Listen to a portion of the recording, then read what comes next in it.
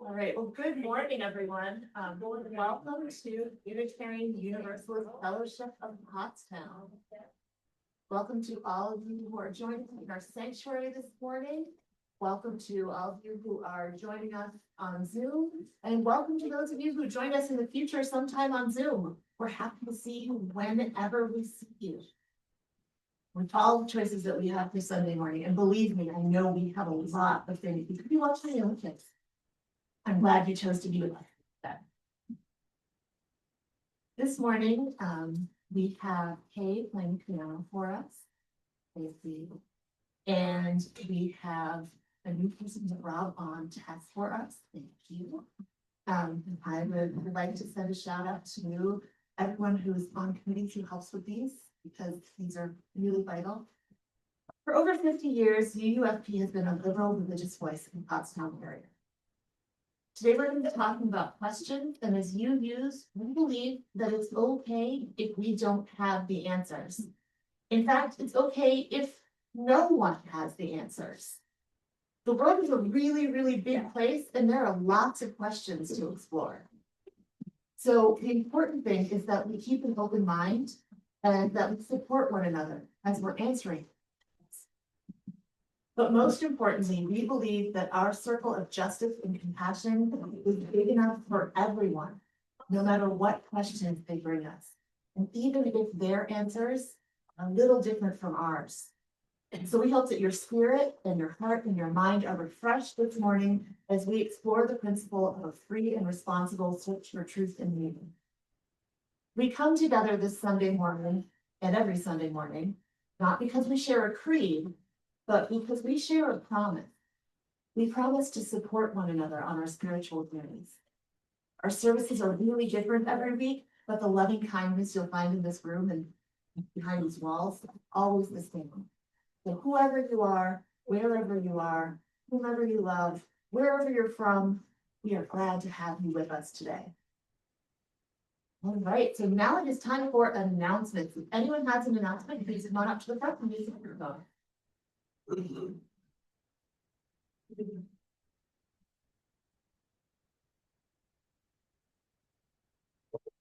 Morning, everybody. I'm Clifford, and this coming Saturday, I'm doing a cooking demonstration on a couple of wonderful fish dishes. One is a kind of the fancy French Creole inspired dish, and another one is some roast tandoori flavored salmon with a gremolata chopped green sauce. It's all benefit for the church, and also we're trying to raise some money for a new ventilation hood so that we get better ventilation in the kitchen as well. Oh, wait, it's always something. Yeah, it's from 10 to 2 Saturday. $35.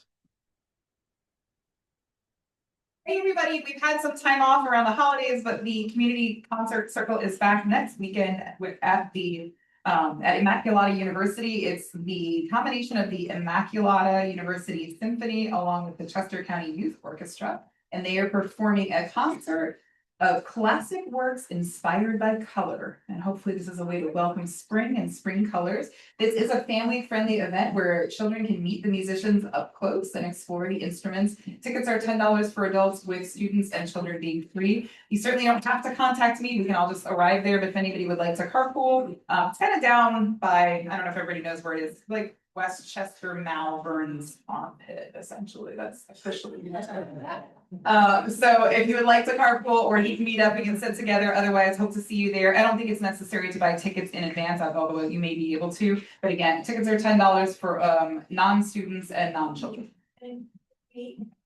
It is, thank you, yeah, February 22nd, which is next Sunday at 3 p.m. It looks like it's gonna run about an hour and a half, so a good time for young folks who might not want to sit through a very long concert, so 3 to 4.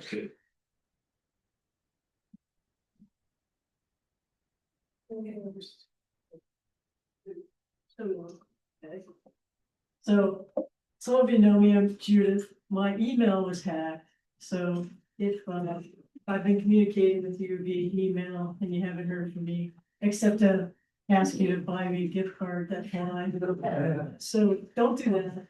I'm not asking for gift cards, I'm not asking for money, I'm not asking for anything, if I'm asking, it's not me. So just, ignore that and try to communicate with me via phone or text message, please. Thank you.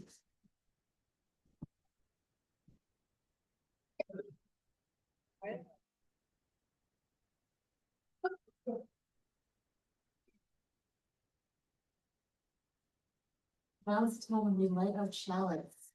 Who wants to light the chalice this morning? Thank you. We light our chalice this morning with the words of Lisa Doge. Why a flaming chalice? Question comes. It's a cup of life, we answer. A cup of blessings overflowing. A cup of water to quench our spirit's thirst. A cup of wine for celebration and dedication. It's a flame of truth. It's a fire of purification. It's filled with oil for anointing and healing out of chaos, out of fear, out of horror. Thus was the symbol crafted a generation ago. And so may it be for us in these days of uncertainty and sorrow and rage. I don't know if you're feeling that. I'm scrolling through the news, but I sure am.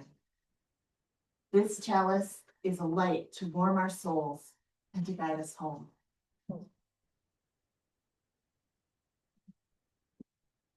And Judith was just speaking about technology. Well, thinking of technology right now, it's wonderful how it connects us and how it keeps us all able to see our friends, even if they're far away. But when we're focusing on being together, it can be a distraction. So if you happen to have a technology piece in your pocket or pocketbook, you might want to put it on your phone. And if anyone hears my name from the back of the service, it's because I forgot. All right, so now is the time. I don't know about you, but I feel like I never get real silence in my life. I feel like there's always somebody talking or phone ringing or the TV is on or YouTube in the background. So let's take this moment to really feel where we are. You can settle yourself more firmly in your chair. You can let your eyes close if you're comfortable. You feel the breath coming in and out of your lungs. And feel the way your lungs expand through your body, bringing all that wonderful, healthy oxygen that spreads through all your muscles. Feel it flow between you and the floor. Feel it coming out of your body, and with it, all the tension and stress you've been holding all week long.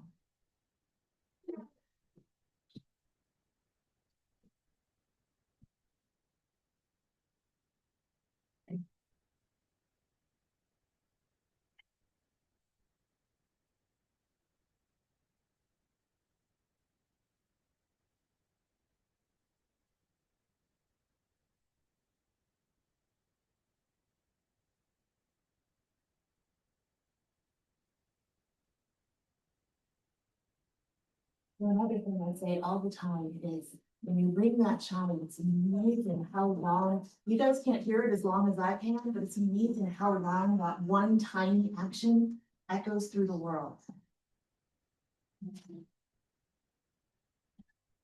Opening words today. So you may or may not be aware that this coming Tuesday is Pancake Day. Have you ever heard of it called Pancake Day? So it's a day in the UK when rich ingredients like eggs, milk, and butter are used up before Lent. And I had a friend in college who was from the UK, and she would, on Pancake Day, make us these beautiful thin English pancakes that are kind of like crepes. They're a little bit thicker than crepes. US, we are more likely to know this day as Mardi Gras, which is a day where people try to use up a very different set of ingredients.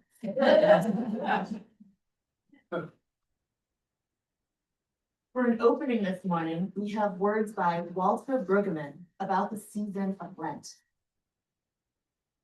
Lent is a question, a gift, and a summon. The questions of Lent are, what are we doing? Are we working for that which does not satisfy? Are we spending for that which is not bread? The gifts of Lent are free. Gifts from the gospel that sustain life, free wine and milk, free water and bread, and all the markings of sacrament that refuse our thin attempts at empire. The summons of Lent is to bear new fruit, do what is in sync with the God of the gospel, the God who has another intention for our lives, who wants us out of that rat race of big is better, and so has mercy, who gives us pardon when we do not do enough by doing two things at once.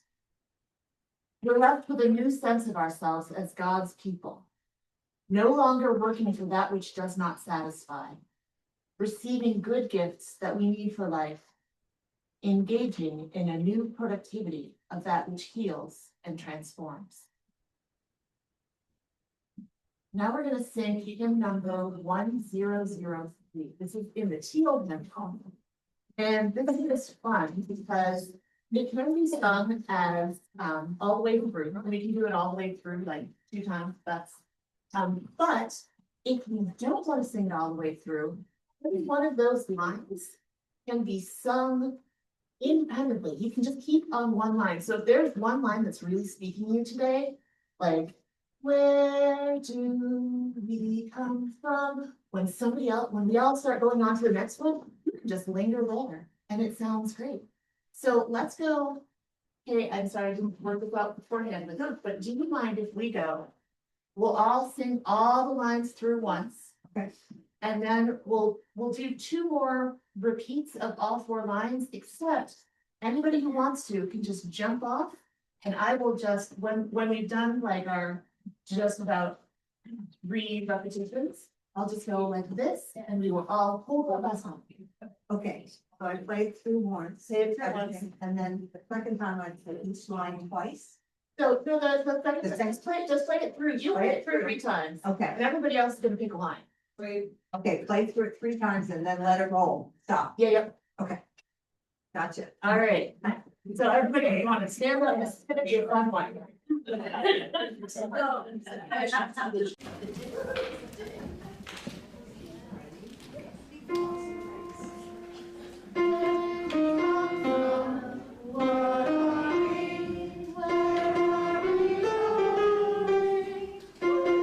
Oh, sorry. Can we start again? We sure can. Let's start again. All right, ready? And.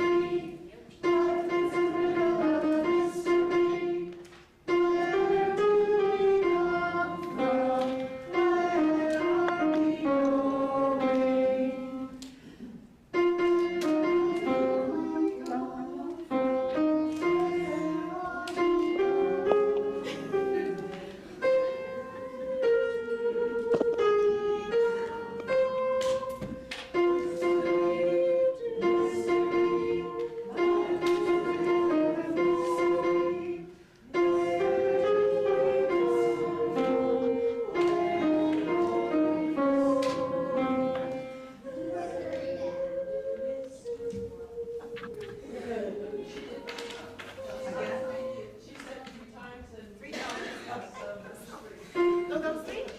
Beautiful, I stopped counting. That was a real fun thing that I used to do as a Pilates instructor. I would stop counting and they're like, is the 100 done yet? I don't know.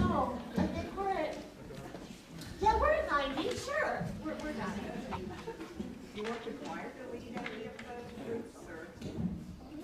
We can do that next time we do Okay. it. I just wasn't organized this Oh. time. All right, so now it is time for a story. So whether you are young in body or in spirit, you can come on up to the front of the sanctuary.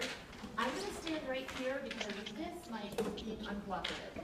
So, and if you don't want to, if you just want to sit in your seat, that's also totally fine. So what we're gonna talk about today is a tale of 3 villages. Oh, you're actually gonna come up.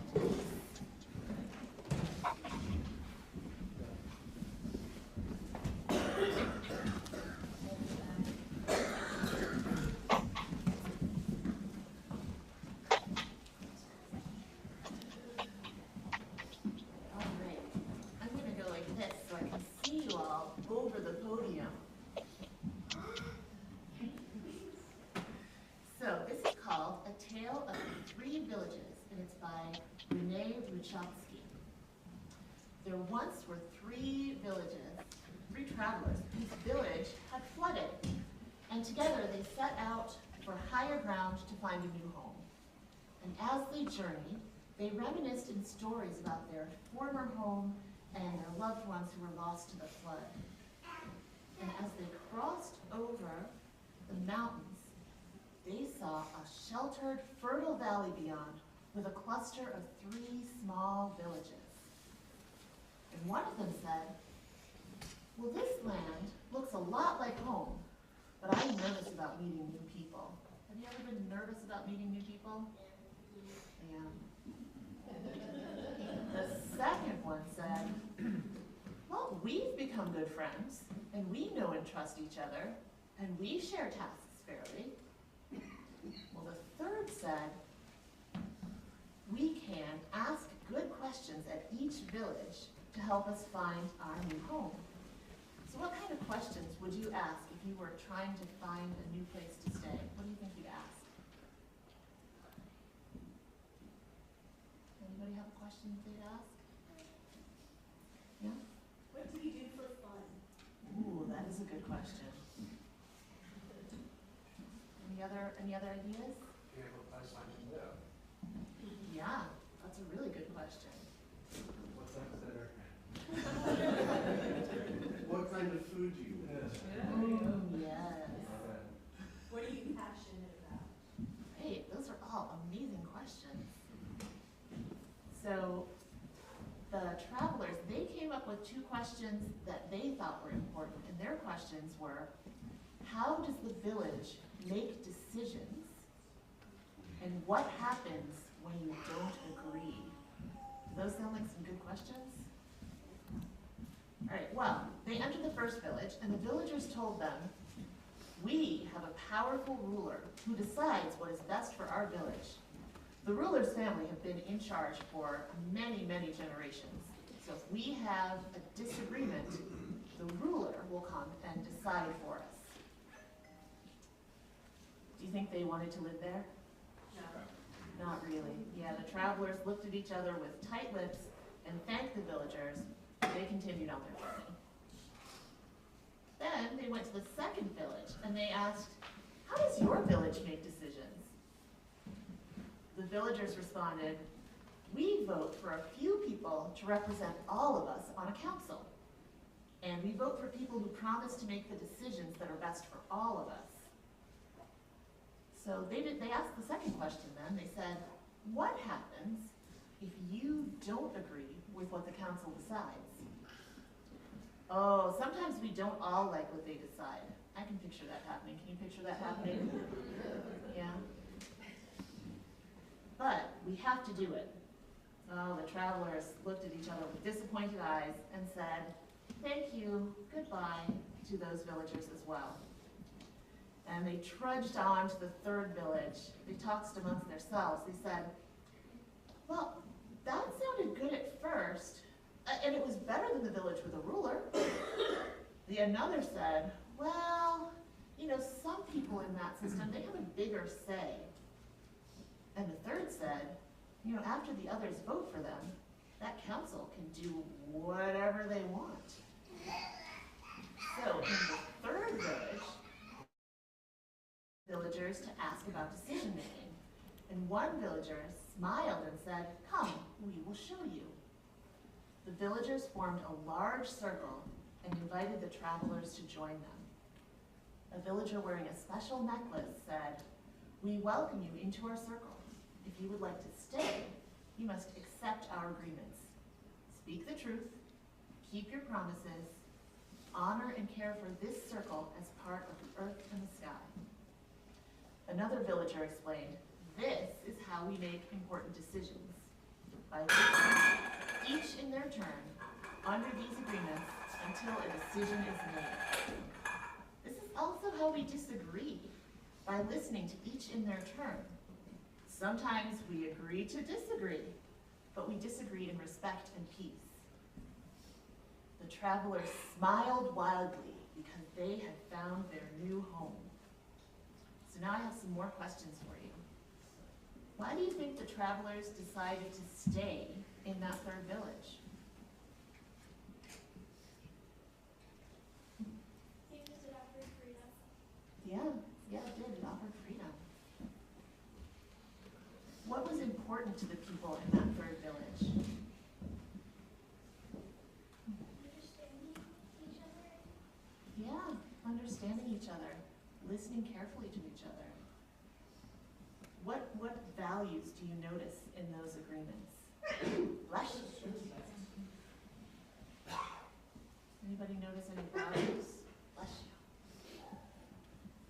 Do you think they might value giving everybody a chance? Maybe equality? Maybe respect?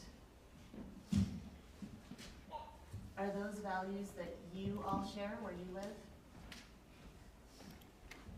Yeah?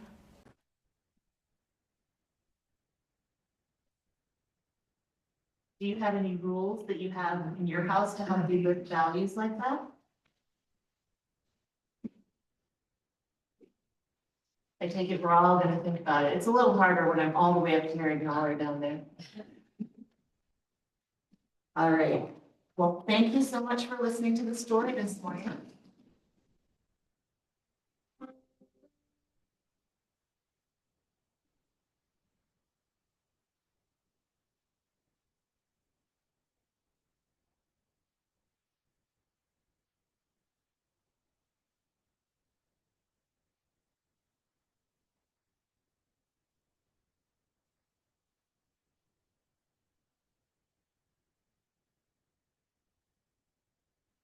I'm gonna start.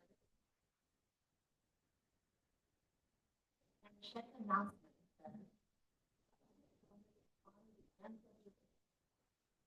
The first here.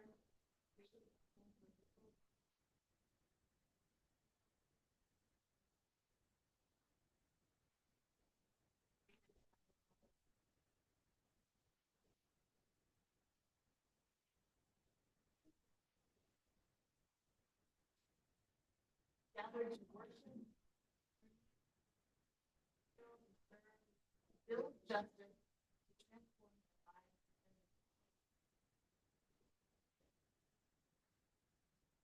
Near the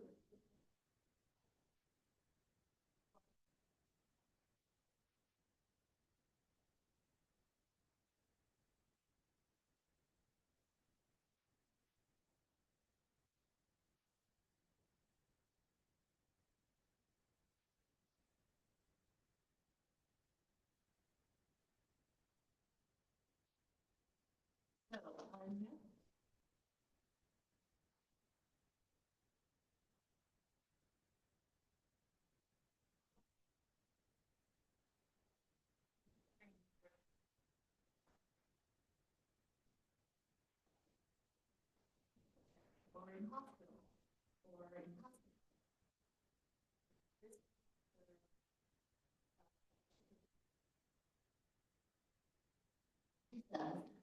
Spirituality, very basically, is the way we all experience life, by striving to make meaning, to find hope, and to feel safe. How do we make meaning of the good things as well as the difficult things that happen to us? Do we rely on friends, family, Allah, Jesus, God, personal love, walk in the woods. When we're overwhelmed, what we once relied on may not help.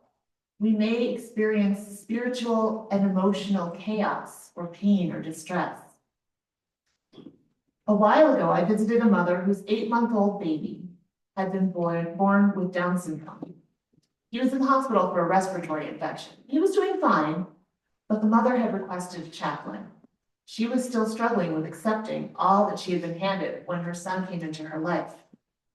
She told me, "I'm a type A personality. Everything's always been perfect for me. When I was pregnant with him, I spent an hour in prayer every morning to ensure that the baby would be born healthy.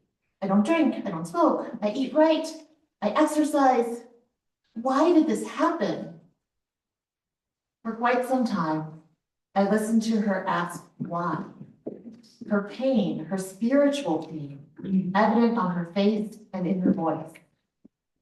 As I listened, I heard in her words my own litany around my personal struggles. How many times do I, like parents and patients, ask, why is this happening to me? As I listened to this mother's words of pain and longing, the words that came to me were, I hear what you're asking. I know I asked the why question too, but I've never heard a good answer to that question. I wonder if we're asking the wrong question. I wonder if our energy would be better spent asking how. How do we live with what we've been given? How are you going to love and care for this child? The mother took this in and then began to smile. Yes, she said. I believe that's right. It's not the how. It is the how. It's not the what. Figuring out the why doesn't really help me. My work is to figure out the how. Now I see this mom and her son periodically when they come in for clinic appointments. And she is loving and caring and joyful with her sweet son. They are both well and happy, and they're figuring out that how just fine.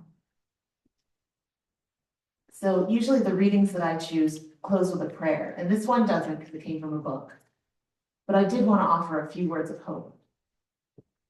Great Spirit within and around each of us, give us the strength to let go of the questions that hold us back and the courage and the power to keep searching for those questions that help us move forward.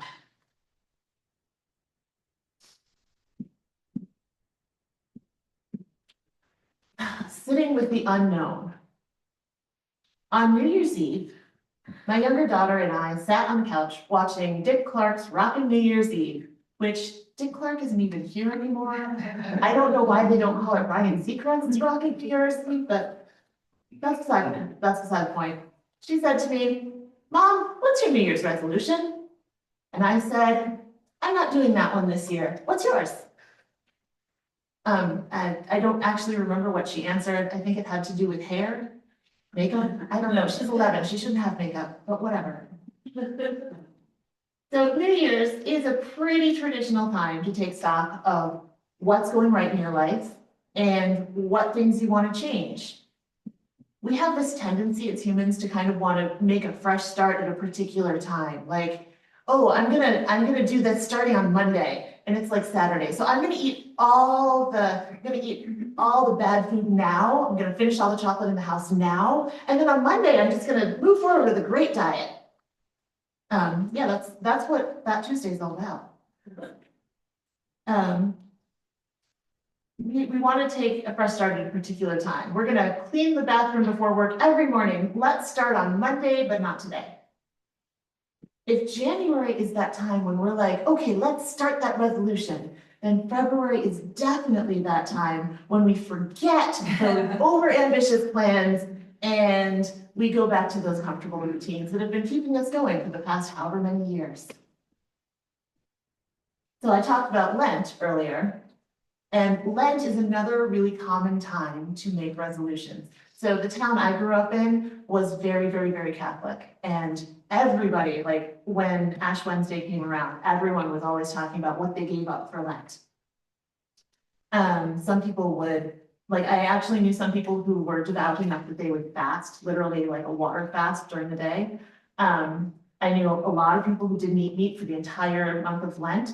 Actually, there was a funny story where somebody was like, oh man, I don't know what I'm gonna do. I can't eat meat today. It's Friday. And I was like, I don't eat meat any day. And what are you talking about? And actually, that's another fun thing. I learned as a child, you don't go to Red Lobster on a Friday during Lent and expect quick service. It's not gonna happen.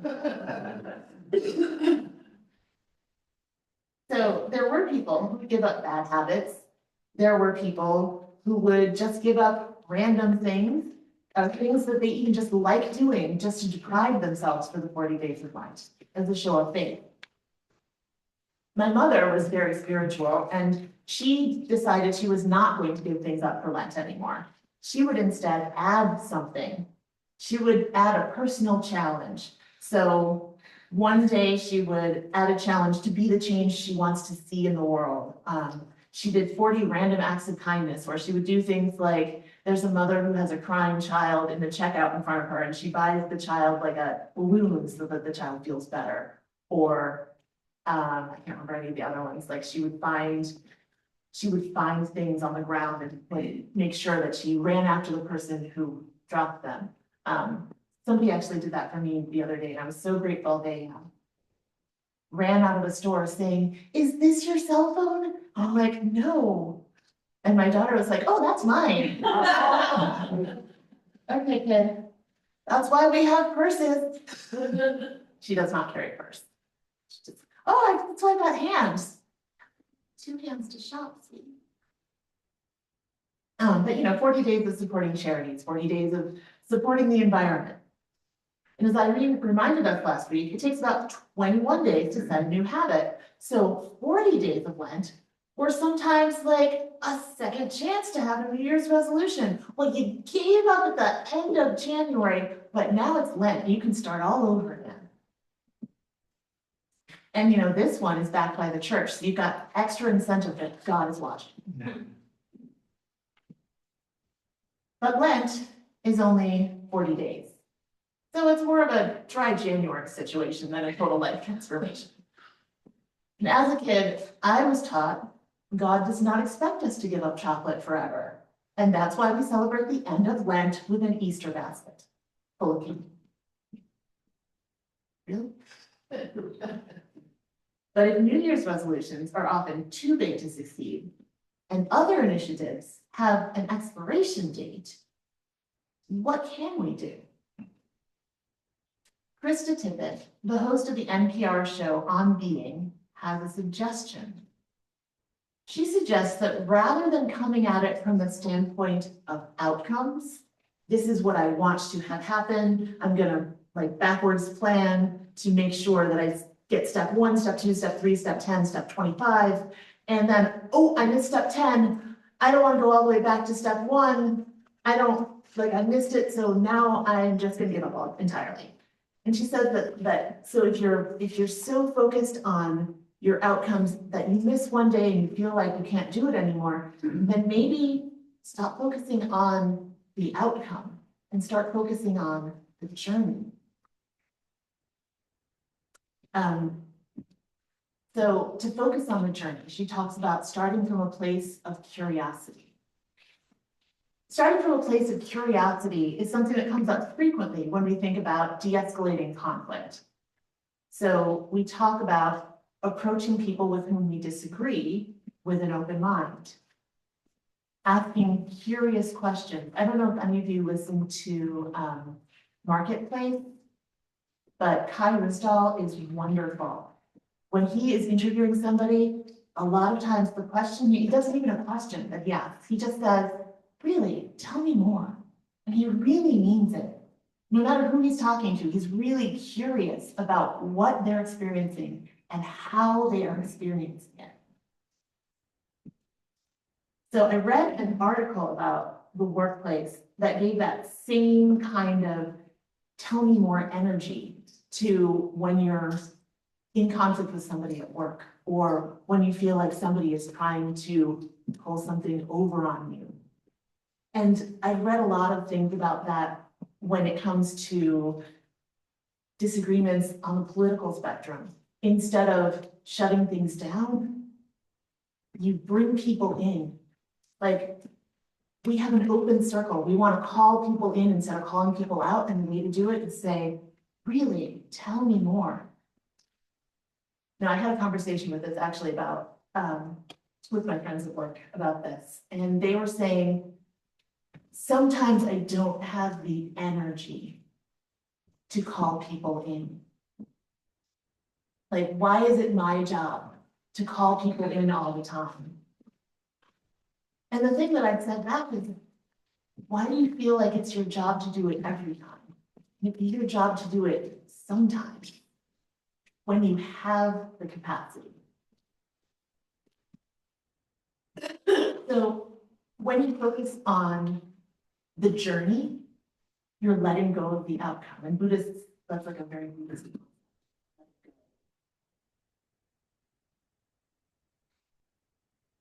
The thing that I really think is important is that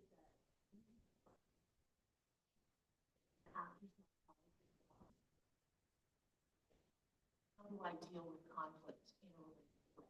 Or how do I keep an open mind when there's somebody that I disagree with? Or even, how do I make healthy choices?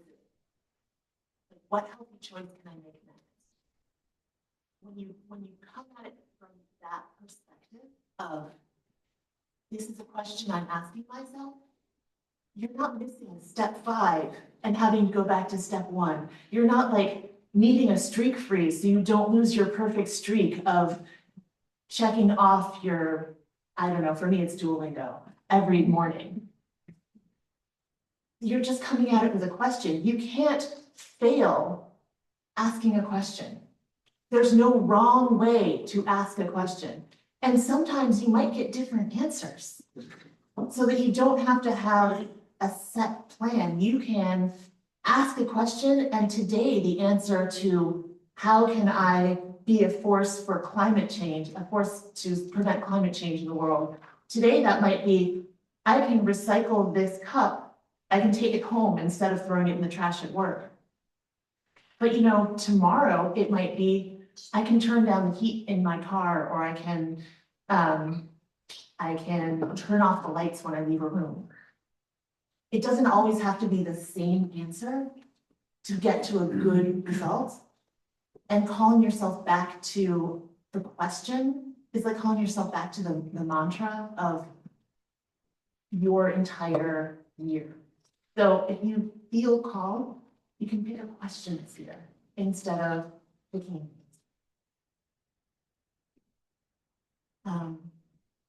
The other thing about questions, though, is questions are filled with uncertainty.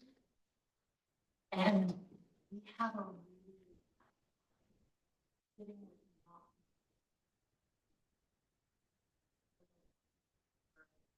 something happens there.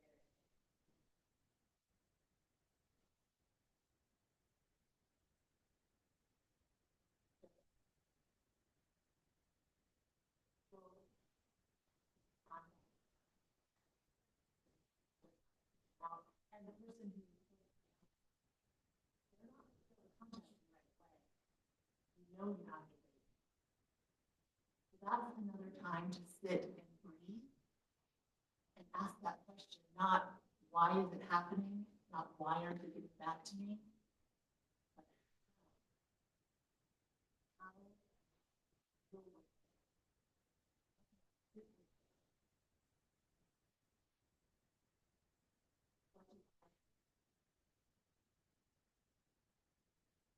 So I have another reading here. It is by Diane Dasso. It's from Braver Wiser, my favorite. And it's called Letting the Questions Float By. She writes, there's a time for high tide, for being involved and active and taking risks and putting out effort to master the elements. There's a time for low tide, inactivity, quiet reflection. Both are necessary in our lives. She says, this year I spent some time catching up with health checkups and routine tests. The cardiac result of one test was fine.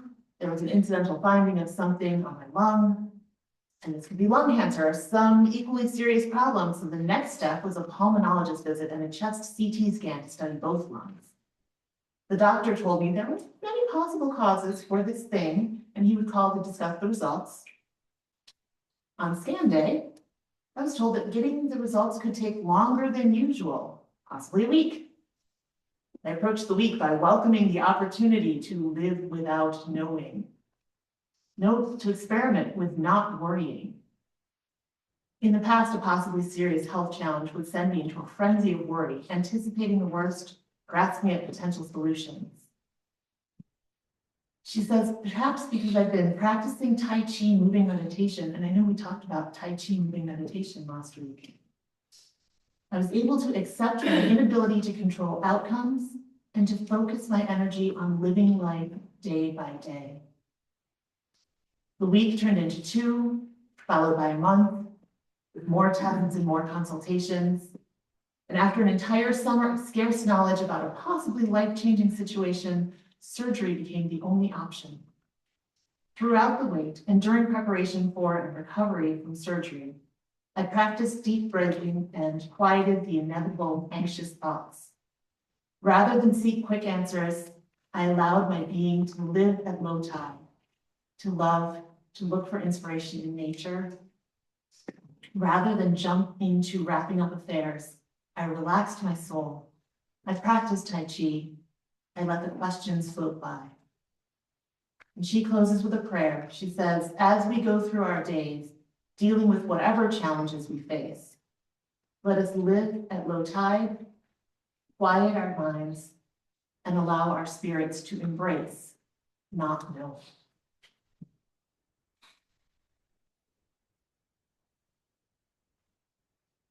So please join in singing hymn number 354 in the Great Hymnal. You laugh, we cry. And this one is a long one.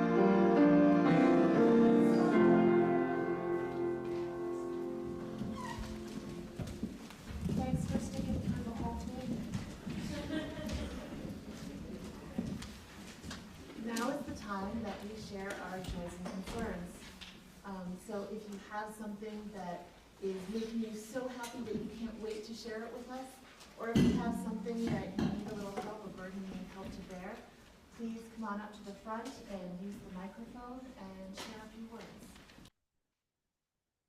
This morning we have a lot of joys among us. We have the joy of new family. We have the joy of family that is getting well.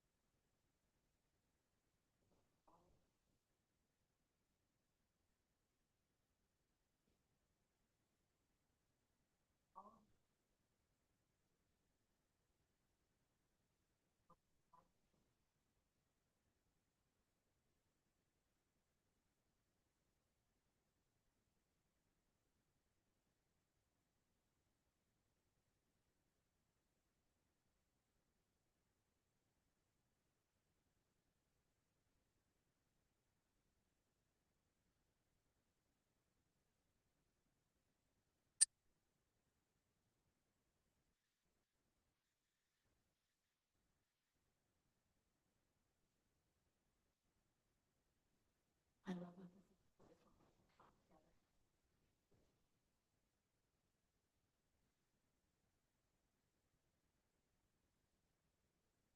We've come to the time to extinguish our chalice. So you want to extinguish the chalice for us this morning?